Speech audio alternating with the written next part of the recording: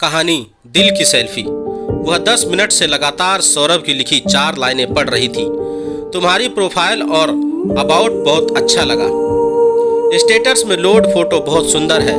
वैसे इनडायरेक्टली कह रहा हूँ, तुम बहुत सुंदर हो। खास तौर से जो सेल्फी तुमने पिंक साड़ी में ली है वह लाजवाब है। हाँ, हो सके तो मेरे लिए अलग से अपने दिल की सेल्फी भेज देना। जिंदगी भर संभाल कर रखूंगा और जब भी कभी उदास हुआ तो उसे देख लूंगा। मुझे अपनी जिंदगी में तुम्हारे दिल से खूबसूरत दिल कोई और नहीं मिला। यकीन करो, मुझे तुम्हारे दिल का एक्सरे नहीं चाहिए कि उस दिल में क्या क्या है, किस किस का नाम है। मुझे तो सिर्फ यह एहसास ही रुला देता है कि तुम्हारे दिल की दीवार पर कहीं हल्की सी लकीर मेरे नाम की हुई तो कहीं खुशी में पागल ना हो जाऊं। मैं तुम्हारे दिल की खूबसूरती को हर पल अपने दिल के भीतर छुपा कर रखने के लिए बेताब हूँ, जिससे यह जो मेरा तड़पता हुआ दिल है वह भी खूबसूरत बन जाए। ओह माय गॉड, कोई किसी के लिए ऐसा लिख सकता है क्या, वह भी इतनी बेबाकी से। यह ना तो प्यार का इजहार था न फ्लर्टिंग की। श्वेता, तुम बहुत सेक्सी लग रही हो, या आम छिछोरे लोगों की तरह। क्या यार, इस ड्रेस में तो तुम मार ही डालोगी। उफ, तुम्हारे पति बहुत लुकी है। क्या किस्मत पाई है उन्होंने जो हर वक्त तुम उनके लिए हाजिर हो। काश थोड़ी सी हमारी किस्मत भी ऐसी होती। फ्लर्टिंग करने वाले सभी मर्द एक से एक शातिर होते हैं। इशारों इशारों में कुछ ऐसा शो कर देते हैं कि चाहते क्या है। बस समाज और बदनामी का डर ना हो तो सुबह से शाम तक ना जाने कितने लोग उसे खा जाने की हसरत रखते हैं। स्त्री के लिए अच्छी निगाह और सम्मान क्या होता है, एक बार भी किसी मर्द के दिल का एक्सरे सामने आए तो पता चले। कोई कितना भी करीब हो या शरीफ बने, उसके दिल का एक्सरे काला ही निकलेगा। और यह सौरभ आज 10 साल से अधिक हो गए सिवाय मेरे दिल को गुदगुदाने और मेरे भीतर लहरें उठाने के इसने कुछ किया ही नहीं। यहाँ तक कि कई बार अकेले मिलने पर मैंने हल्की मुस्कुराहट के इशारे भी किए कि तुम्हारी फ्लर्टिंग का बुरा नहीं मानूंगी। मुझे छूना है तो मेरे हाथ सहला सकते हो, मेरे करीब आ सकते हो। लेकिन पता नहीं किस मिट्टी का बना है कि ऐसे मौके पर भी तारीफ करेगा भी तो मेरे व्यक्तित्व की, मेरे मन, विचार, भावना और अच्छे होने की। सुंदरता के लिए बोलना भी पड़ा तो मुश्किल से, बस 1-2 लाइन। सच कहूँ तो तुम इतनी सुंदर हो कि परियां भी नहीं हो सकती। भला सुंदरता की स्कूल तारीफ में कहीं किसी लड़की के खून में गर्मी और दिल में लहरें उठती हैं आज के जमाने में। लेकिन यह क्या है, यह उसे हुआ क्या है, वह क्यों उसकी लिखी लाइनों को आज इस तरह बार बार पढ़ रही है। उफ, कहीं वह उसे प्यार तो नहीं करने लगी है।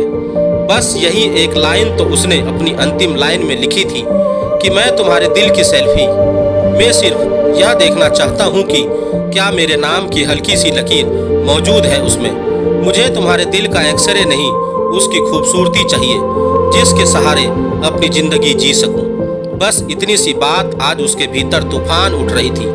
क्या मेरे लिए किसी की तमन्ना इतनी बड़ी हो सकती है कि जो मेरी खूबसूरती से परे मेरे व्यक्तित्व की सेल्फी के सहारे अपनी जिंदगी गुजारने का ख्वाब देख ले, बिना उसे छुए, बिना उसके साथ एक रात गुजारने की तमन्ना के साथ। यह किसी इंसान का प्यार है या दीवानगी का आलम, क्योंकि आज तक उसने उसे आई लव यू नहीं कहा था। और जितना ही वह उसके विचारों की ऊंचाई को सोचती, लिखने की नजाकत को देखती और उसके धीरे गंभीर व्यक्तित्व की छवि को निहारती, अपने ही भीतर उसे एक बार पाने को बेकाबू हो उठती। सौरभ, आज यह तुमने क्या कर दिया है? क्यों आज मैं तुम्हारे विचार, तुम्हारी सोच की गिरफ्तार से बाहर नहीं आ पा रही हूँ? ऐसा तो कभी नहीं हुआ कि रात भर तुम्हें सोचते और तुम्हारी बातों को अपने भीतर दोहराते सुबह उठकर फिर तुम्हारे ही ख्याल में खो गई हूँ। सौरभ, आई लव यू, उसने मन ही मन कहा। लेकिन वह जानती थी कि उसे सौरभ से नहीं कहा जा सकता। यह महसूस तो किया जा सकता है, लेकिन शब्दों से कहा नहीं जा सकता, क्योंकि सौरभ का अपना परिवार है, हंसता खेलता परिवार, और वह भी किसी की अमानत है। उसकी जिंदगी भी बहुत खुशहाल है। शादी के तमाम बंधन के बाद भी उस पर कोई रोक टोक नहीं है। वैसे भी आशीष में कोई कमी नहीं है। किस्मत से मिला है ऐसा पति। फिर आज उसका झुकाव सौरभ की तरह क्यों हो उठा है। ना जाने सुबह से शाम तक कितने लोग मिलते हैं, उसकी तारीफ करते हैं, बात आई गई हो जाती है, लेकिन सौरभ के प्रति उसके भीतर बढ़ते झुकाव ने उसे इस मंजस में डाल दिया था। क्या जिंदगी में एक बार फिर से प्यार हो सकता है? प्यार सही और गलत के ख्याल से बाहर की बात है। प्यार दिल से होता है और सही गलत का फैसला दिमाग को करना होता है। कोई दिल में उतर जाए तो दिमाग उसे रोक नहीं सकता, बस बता सकता है कि यह नैतिक है कि अनैतिक, इसके हानि लाभ क्या है और ना जाने क्या क्या। मगर यह जो दिमाग है सुकून नहीं दे सकता, किसी इंसान की बेचैनी नहीं खत्म कर सकता। सुकून मिलता है तो दिल से, क्योंकि बेचैनी भी दिल से पैदा होती है, भले ही वह वहाँ जन्म लेकर दिमाग में भर जाए।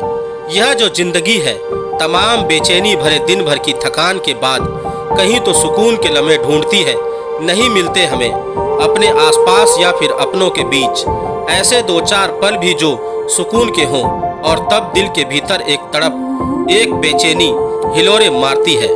ऐसे में कोई ऐसा संदेश जो दिल को गुदगुदा दे, कोई ऐसी बात जो दिल की धड़कनें बढ़ा दे, कुछ ऐसा जो हमें हमारी थकान भरी जिंदगी से दूर ले जाकर हमें सुकून दे दे। ऐसा कोई मिल जाए तो बेशक यह दिल थोड़ी देर ही सही तड़प उठता है। इंसान को लगता है क्यों ना इस मासूम और दिल को हल्का कर देने वाले लम्हे को दामन में समेट ले।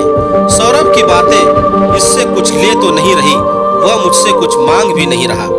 अनजाने ही उसके शब्द मेरे दिल में समाकर उसे गुदगुदा देते हैं, मेरी रूह को सुकून देते हैं।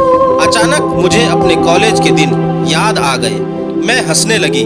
मेरे पति ने पूछा, क्या हुआ, हंस क्यों रही हो, इतनी रात गए? ऐसे ही एक चुटकुला पड़ रही थी।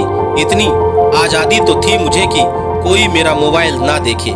हर किसी की एक पर्सनल लाइफ होती है और आशीष ने कभी मेरी पर्सनल लाइफ में दखल नहीं दिया था। आज जब पति पत्नी दोनों वर्किंग हो गए हैं तो मानी बात है ऑफिस के कुछ संबंध होंगे, कुछ काम रात में भी कहे जा सकते हैं। कभी भी किसी को सुबह जल्दी जाना हो सकता है, कोई भी लेट हो सकता है।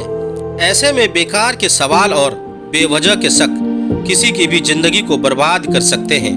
विश्वास ही वह शब्द है जो वर्तमान समय में किसी भी परिवार को सुचारू रूप से चला सकते हैं। एक दूसरे पर भरोसा रखना और सम्मान करना वर्तमान समय की बहुत बड़ी पारिवारिक जरूरत है। ऐसे में जब आशीष ने कहा लाइट ऑफ कर दूं, तो मैंने नींद आने का बहाना करते हुए कहा हाँ, और इतना कहकर मैंने नेट ऑफ कर दिया। हम दोनों के बीच हमारा छोटा सा बच्चा श्री लेट कर सो चुका था। अब मेरी पूरी तरह घर में लौट चुकी थी। अचानक मैं उठने लगी तो पतिदेव बोले, क्या हुआ? कुछ नहीं, कल के लिए राज में भिगोना भूल गई। तुम लेटो, बस अभी आई। मैं उठकर किचन में आई। मैंने थोड़ी खटपट की, जैसे डिब्बे से राज में निकाल रही हो। पतिदेव थके थे, बस 10 मिनट में खर्राटे भरने लगे, जिसकी आवाज मेरे कानों तक पहुंच रही थी। मैंने एक बार फिर नेट ऑन कर लिया। सौरभ के शब्द मेरे दिल में बस चुके थे। मैं एक बार फिर ख्यालों में खो गई। मैं कितनी भोली थी। मुझे जब कॉलेज के लड़के सलवार सूट और दुपट्टा पहनकर कॉलेज आने के लिए चिढ़ाते थे तो मैं समझ नहीं पाती। कोई बहाने से मेरे हाथ को छू लेता या कभी गाल पर मक्खी उड़ाने के बहाने हाथ लगा देता तो मुझे कुछ फील नहीं होता। जब मेरी सहेलियां मेरे भोलेपन पर हंसती तो मैं उनसे पूछती, मैंने ऐसा क्या किया है जो तुम सब हंस रही हो? सब कहती, अरे कुछ नहीं, तुमने थोड़ी कुछ किया है, वो तो सन्नी बदमाश है, वह ऐसे ही बहाने से लड़कियों को छू लेता है। यह सुनकर भी मैं नाराज नहीं होती, कहती इसमें क्या है, जैसे तुम मेरी फ्रेंड हो वैसे ही सनी भी अपनी क्लास में पढ़ता है, उसे मेरे हाथ छूने से थोड़ी सी खुशी मिलती है तो उसमें क्या है। कोई बात करता और डबल मीनिंग स्वाद बोलता तो मैं उससे बड़े भोलेपन से चुटकुले का अर्थ पूछने लगती। अब भला स्कूल कॉलेज के लड़कों में इतनी हिम्मत कहाँ कि वे चुटकुले का अर्थ बता सके। वे डर कर भाग जाते कि कहीं मेरी शिकायत ना हो जाए और साल खराब ना हो जाए। तब मैं अपनी सहेली से पूछती आखिर वो मतलब बताए बिना भाग क्यों गया। इसके जवाब में मेरी सहेलियां जोर से हंस देती। सुन, तुझे इस जमाने में पैदा नहीं होना चाहिए था यार, तू न किसी और ही दुनिया की है। मैं इस बातों पर ध्यान नहीं देती थी। धीरे धीरे मेरे इस व्यवहार के चलते सब मुझे प्यार करने लगे। कभी कोई कुछ उल्टी सीधी बात हो भी जाती तो मैं समय पर सबको माफ कर देती। कहती भगवान ने ये पर्व इसलिए तो बनाया है कि जाने अनजाने अगर किसी से गलती हो जाए और उसे कुछ गलती का एहसास हो, वह अपनी गलती के लिए माफ़ी मांगे तो माफ़ कर देना सबसे बड़ा पुण्य का काम है। आप किसी को सजा देकर नहीं सुधार सकते, लेकिन किसी की गलती पर उसे माफ़ कर देने से वह हमेशा के लिए एक अच्छा इंसान बन जाता है। वैसे भी मेरी एक जरा सी किसी की गई गलती माफ़ कर देने से वह अपनी पढ़ाई में ध्यान लगा सकता है, अच्छे नंबर ला सकता है, तो मुझे क्या फ़र्क पड़ता है।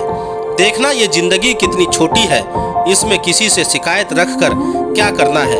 अब कॉलेज का 3rd ईयर आ गया है, कुछ महीने बाद कब किसे कहाँ मिलना है। ऐसे किसी कॉलेज में एक दिन मेरा दिल क्लास में टॉपर रवि सेन के लिए धड़कने लगा था। आए दिन बातें होती, रवि प्लीज़ वो नोट्स दे दो, रवि तुम तैयारी कैसे करते हो, रवि तुम्हारा आगे का क्या प्लान है।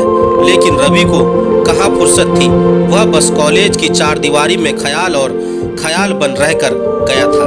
लड़की तो मुश्किल से ही खुद किसी से प्यार कर इजहार करती है, बस वह अनजाने ही प्यार में डूब जाती है। कॉलेज को खत्म होना था, हो गया, सब अपने अपने रास्ते चले गए।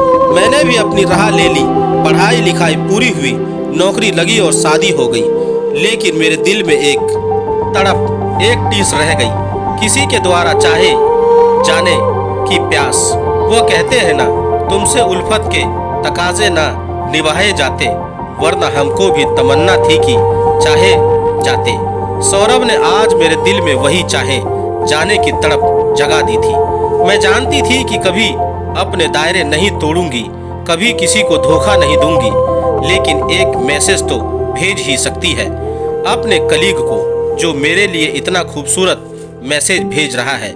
मैंने धीरे से नेट ऑन किया और लिखा, जरूर भेजूंगी अपने दिल की सेल्फी, बस मोबाइल में वह कैमरा आने दो। और जैसे ही मैंने मैसेज का जवाब भेजा, उधर से ब्लू टिक हो गया। उफ, तो क्या सौरभ इतनी रात गई जाग कर मेरे जवाब का इंतजार कर रहा था। मैं सोचने लगी, कोई तो है जो मेरे दिल को जानता और समझता है। और सौरभ सोच रहा था, अगर श्वेता का जवाब रात 12 बजे आ रहा है तो भला यह कैसे हो सकता है कि उसके दिल पर उसके यादों के कुछ अक्स ना उभरे हों। भला ऐसे ही क्यों कोई किसी के लिए इतनी देर तक जाग कर कुछ लिखेगा। श्वेता के दिल की सेल्फी बिना कैमरे के उसके पास पहुंच चुकी थी। दोनों जानते थे कि दिल की सेल्फी किसी की जिंदगी को डिस्टर्ब नहीं करती, बस खत्म हो रही जिंदगी को एक नए एहसास से भर देती है। दोस्तों, आपको मेरी यह कहानी कैसी लगी, आप मुझे मेरे कमेंट्स बॉक्स में जाकर मुझे बता सकते हैं। और अगर आप मेरे चैनल पर नए हैं तो मेरे चैनल को सब्सक्राइब जरूर करें और बेल आइकन का बटन भी दबा दें। धन्यवाद दोस्तों।